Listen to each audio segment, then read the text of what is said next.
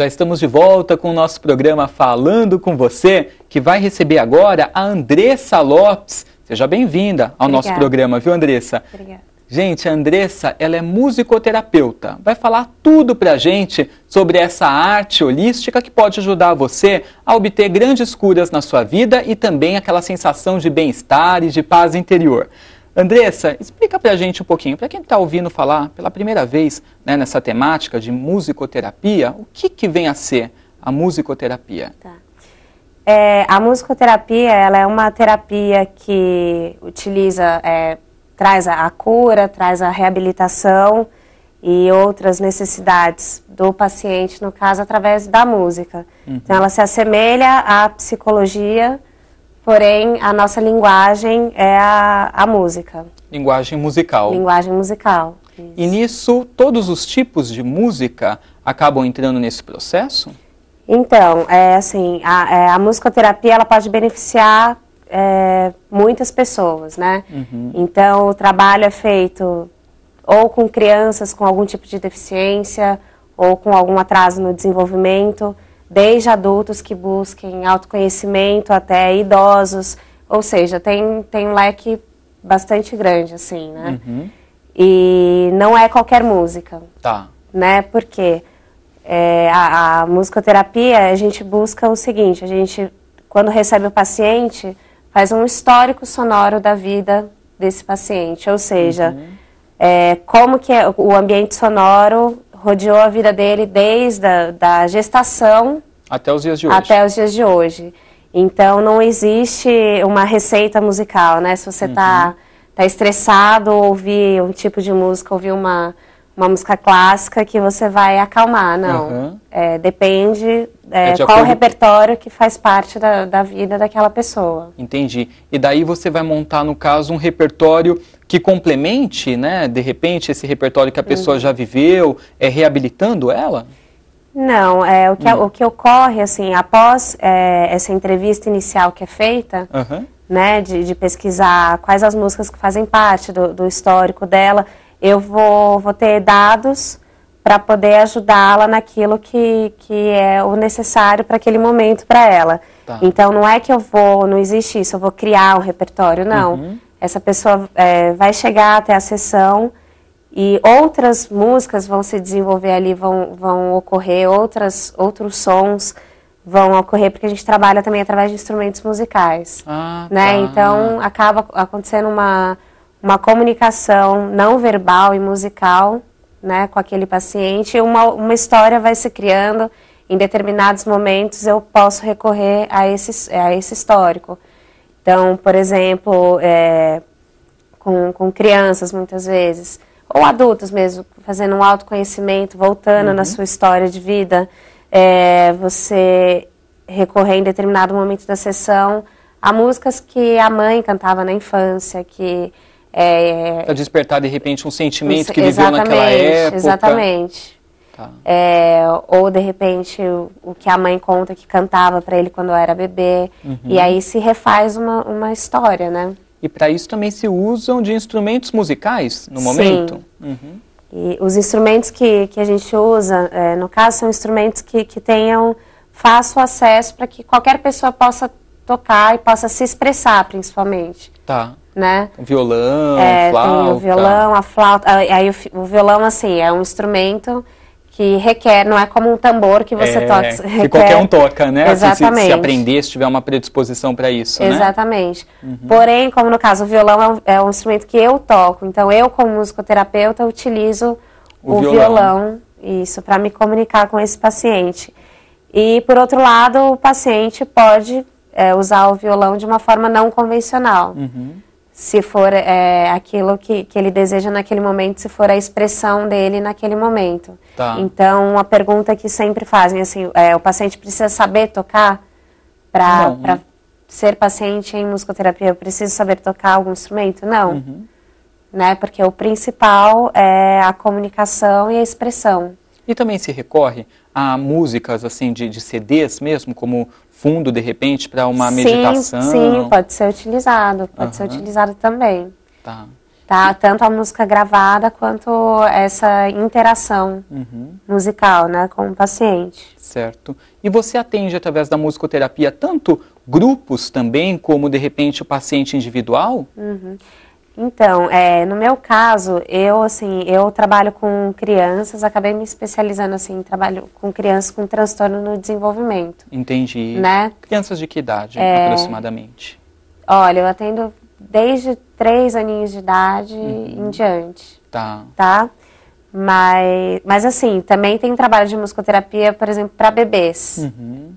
Que é uma estimulação através da música com bebês, né? Eu não faço esse trabalho, mas existe. Existe. Em relação a grupos, o que acontece? Você pode ter pacientes que têm a necessidade de estar em um grupo, e aí pode ser encaminhado para a musicoterapia grupal, ou não, ou é realmente a musicoterapia individual, mas acontece sim, a musicoterapia em grupo. Então, muitos, um exemplo assim, de musicoterapia em grupo, musicoterapia para gestantes. Então, existe esse tratamento em grupo. E outros tipos de pacientes mesmo, depende do que é para aquele momento, qual que é a necessidade do indivíduo naquele momento. E no geral é um tratamento, né? Também é importante a gente falar isso, né? Não é algo que é rápido, né? É um tratamento, não, é um processo. Exatamente. E como que funciona, por exemplo, cada encontro? Tem um tempo aproximado de duração? Tem uma conversa primeiro e depois as músicas vão surgindo? Como que funciona para o pessoal conhecer um pouquinho mais? As sessões, assim, podem ter de 30 a 50 minutos, né? A gente olha muito, como eu estou falando sempre, né? A necessidade do indivíduo, o momento do indivíduo, porque realmente é isso, não é fechado. A criança chegar e falar, a terapia é de 50 minutos. Não, por quê? Porque existe um respeito com o tempo daquela criança, né? Ou criança, ou adulto, ou adolescente, enfim. Então não existe um tempo determinado de sessão, assim como também não existe um tempo determinado de fim de processo. Exatamente. Né? Porque é de acordo realmente com a necessidade, né, de cada um. E o que você mais indica a musicoterapia, assim, para pessoas que de repente são tímidas, conseguirem se expressar com um pouco mais de facilidade? Para o que a gente pode utilizar da musicoterapia? Então, na musicoterapia, não são só os instrumentos musicais ou músicas gravadas, né? Que a gente usa como recurso na sessão. A gente usa a dança, a gente usa o movimento, a gente usa o corpo. Entra também a expressão corporal? Exatamente. Entra todas as formas possíveis de expressão, né? Principalmente as não verbais. Que legal! Né?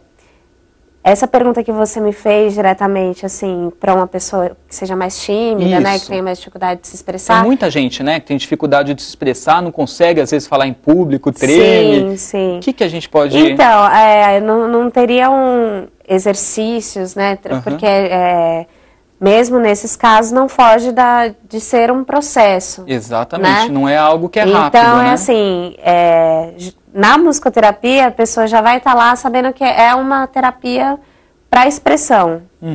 Então, ela vai se descobrir, vai ter aquele setting para poder fazer uma autodescoberta, né? Entender o porquê dessa timidez, o porquê de não conseguir se expressar, né? Então, para autoconhecimento é ótimo. Sim. Nossa, que interessante. Do que mais que a gente pode recomendar a musicoterapia? Além de timidez, de repente tratar algumas feridas pessoais, né? O que a gente pode recomendar mais, assim, a musicoterapia? Pra gente listar alguns tópicos. Vou te dar exemplos, como eu te disse, né? Que a musicoterapia, ela é bem ampla. Ela pode atender idosos, ela pode atender crianças com transtornos mentais ou só com transtornos de comportamento. Tem um leque bastante amplo, né? Eu vou falar, assim, da minha experiência. Eu sou formada desde 2005 e desde então o que eu mais atendi, o que eu mais trabalhei foram com crianças autistas, né? Que a característica principal da criança autista é o isolamento, né?